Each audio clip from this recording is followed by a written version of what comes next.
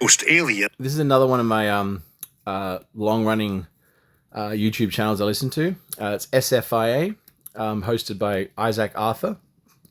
His parents adopted him, and they were both into science and science fiction. So they named him after his first and last name after two famous science fiction writers, Isaac Asimov and Arthur C. Clarke, I believe.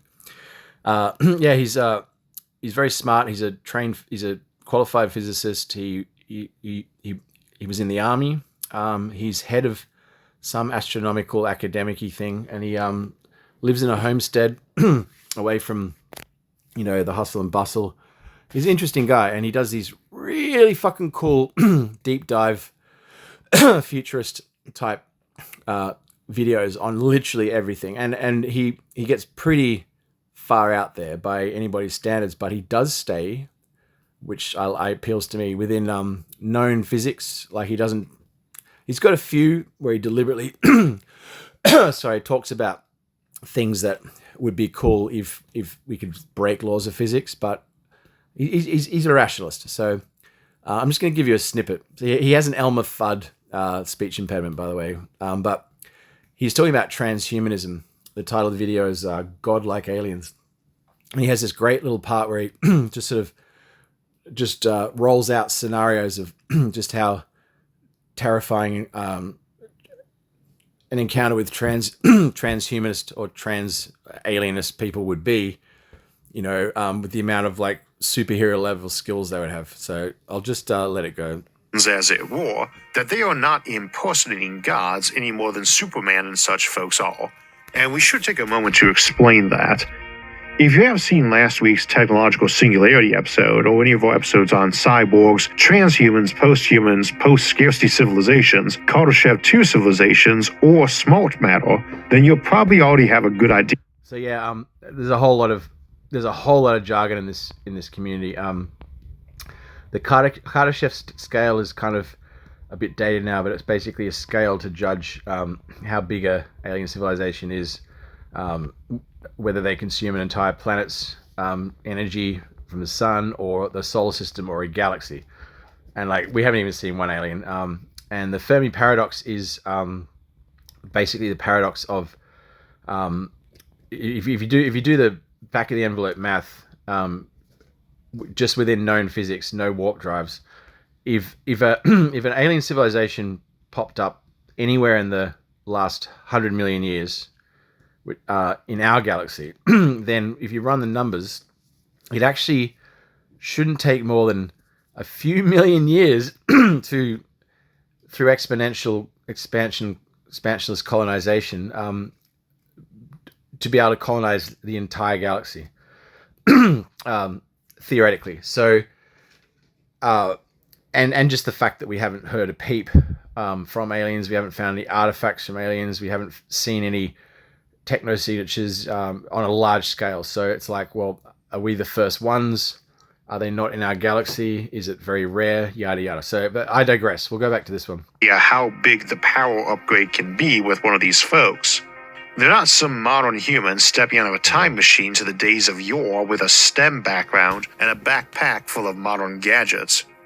Imagine a creature that can stand in the wilderness and hear a pin drop a mile away. Imagine a being who could stand in a packed football stadium and pick out any conversation going on. One that can see any frequency of light and probably has enough onboard scanners and processing power to see through walls or access any local Bluetooth or Wi-Fi. Imagine they could not only pick out any conversation in that stadium, but could probably So we're sort of talking about, this is like the, there's a famous quote by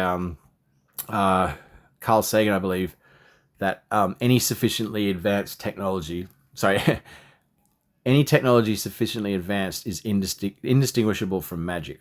And I mean, it's easy to see. I mean, if you could go back 100,000 years to our pre-ancestors, presumably 100,000 years ago, humans had roughly the same intellectual capacity as us, but they, were living hunter-gatherers. And we're just starting to figure out technology.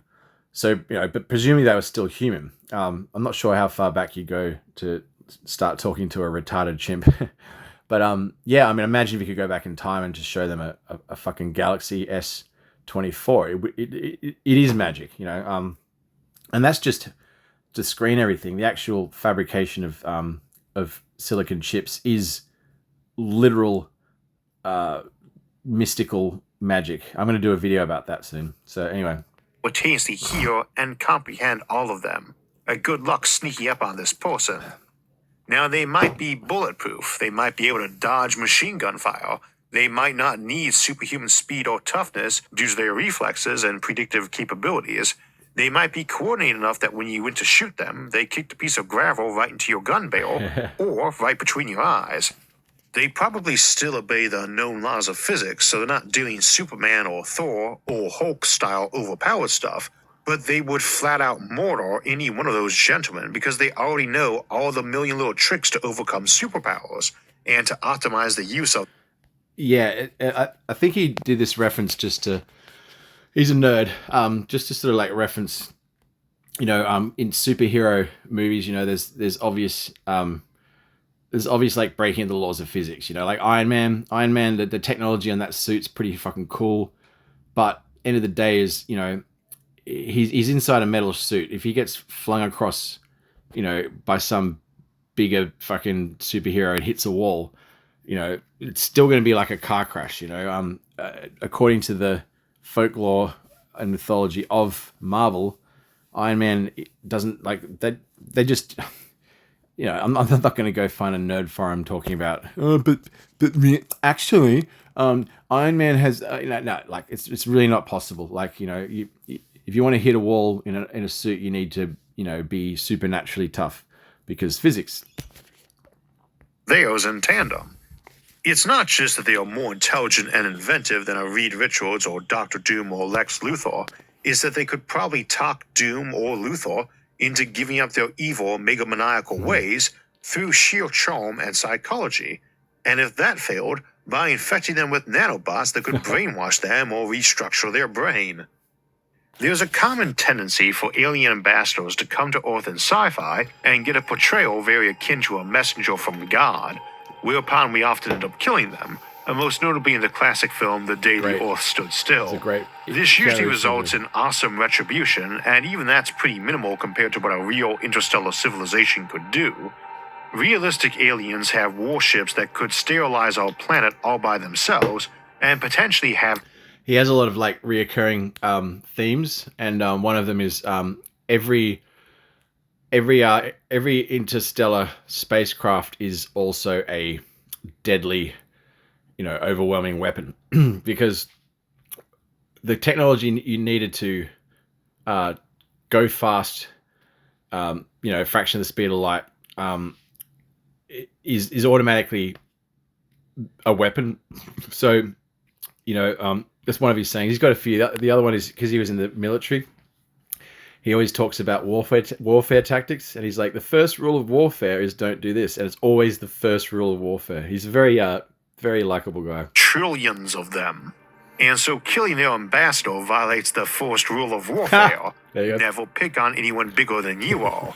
Or ideally, even the same size.